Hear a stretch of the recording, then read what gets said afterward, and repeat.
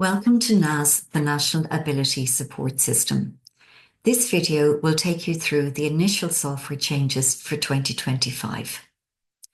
The first question we will look at is within the Service User Details tab, and we are going to look at question 28, Employment Status. We have added the option of supported employment to this drop-down list. Previously, supported employment had been captured under the Services tab, where it was added under Day Programs. This now has the status of employment, so you will no longer record it under the Services tab, but record it under question 28. However, if the individual has a split program, perhaps attending supported employment 3 days a week, and has a day program 2 days a week, then you can add supported employment at question 28, but then within the Services tab, you want to also show that they're attending a day program part-time as well. So go to the Services tab and add a new current service of a day program.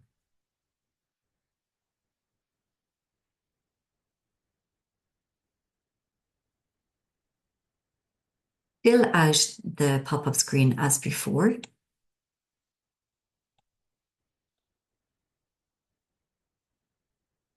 And select how many days a week they're attending this program. Also, if it requires an enhancement within the next 12 months.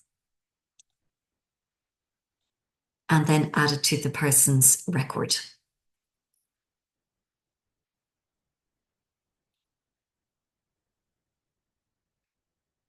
So for this individual, we now know that they attend supported employment. They are in supported employment, but also they attend a day program 2 days a week. If the individual is not in a split program, if they are in supported employment 5 days a week, then you do not need to add a day program. However, you may like to add the option of a key worker if there is somebody supporting them in this role. So again, you're in the Services tab and you can add a current service of a key worker, which will be under Specialist Supports.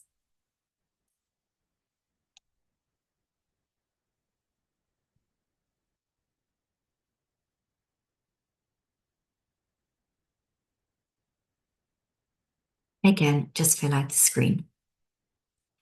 The frequency, the person may drop in to see the person, maybe once a week, or maybe as required, depending on the need. And again, to answer all questions, does this service require an enhancement in the next year? And add the service.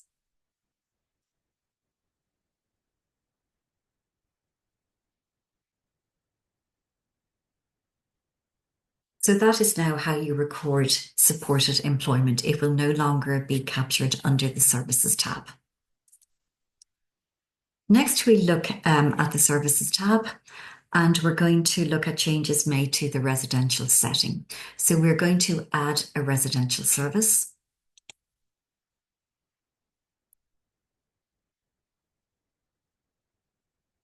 So I select residential in the service type and then have a look at what services come under that category.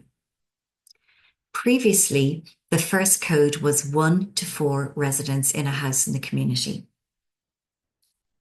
As a result of feedback from some service providers, this has now been changed and you have 4 options to select from. So where 1 to 4 wasn't telling us if there was only one person in the house, now it's split. So you can select if there is 1 resident in the house, 2 residents, 3 or 4. So it'll give us a better idea of if somebody needs, for whatever reason, not to share the house with other service users. So this is the change we have this year for the residential setting. Everything else remains the same. The next category we're going to look at are day services. So I'll select day.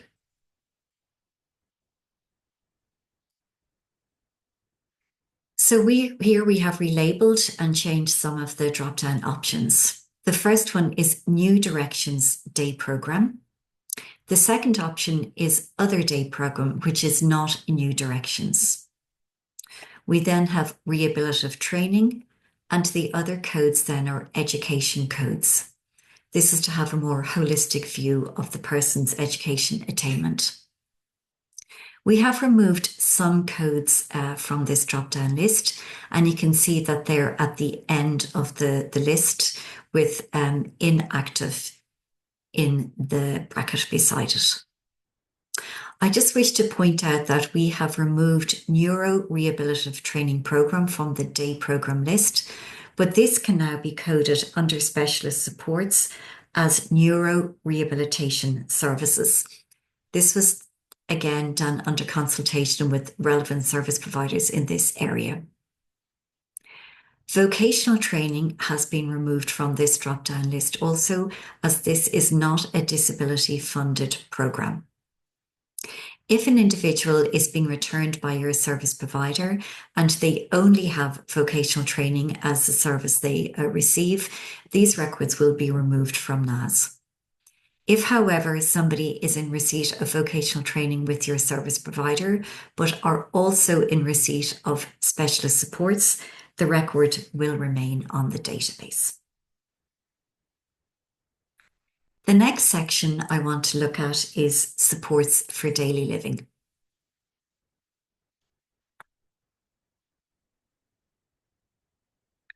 Some of the options we had here have been removed because it was difficult to code the frequency of how often the person was availing of them.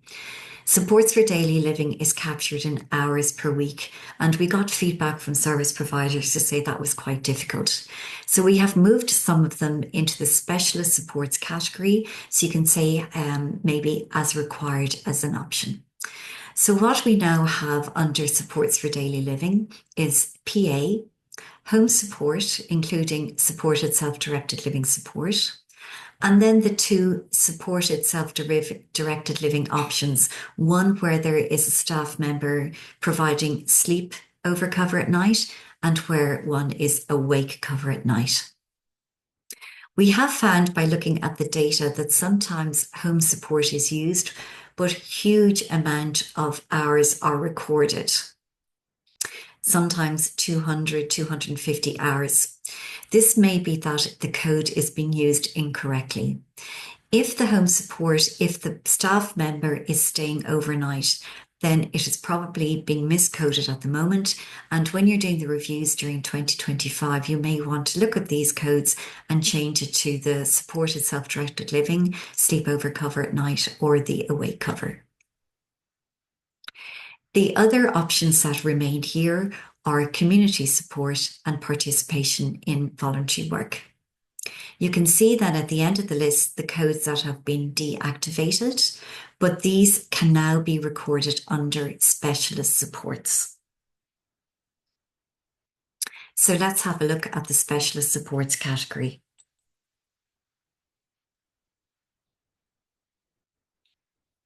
There are a huge amount of specialist supports. We have now 37 options. So if you're looking for a particular option to record, it may be quicker to just start to type it in to the search option, and that'll come to the top of the list for you. So let's have a look at the changes to this list. So if you scroll down near the end, previously the last item was the Children's Disability Network teams.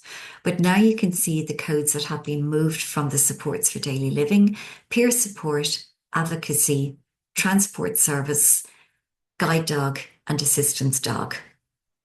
We have also added 2 new codes to this category, again in consultation with service providers. We have added family and caregiver supports and behavioural supports.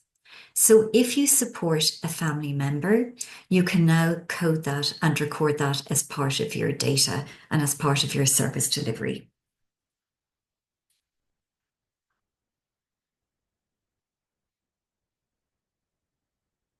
What I want to show you now is changes we have made to question 71, does the service require an enhancement within the next 12 months?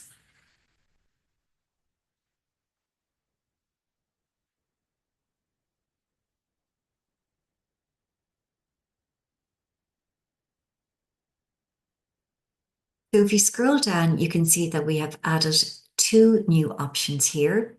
One is yes, its service needs an enhancement, and the reason is incompatible placement. And that could be for any service, residential or day or respite. So if you feel that this is something you wish to record, and again, we have been asked to include this by some service providers, this is here an option for you. The next one is only where you are recording a day program. And this is yes, it needs an enhancement because the level of support is beyond the funding location at the moment. And you want to be able to show that to the HSE.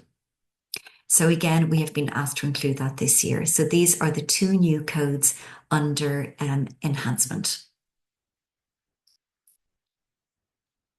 The last category I want to show you is around recording an unmet need. And it's only in relation to where you are recording a residential setting for somebody, an unmet need of a residential setting. So if I look at question 76, has this requirement been formally assessed?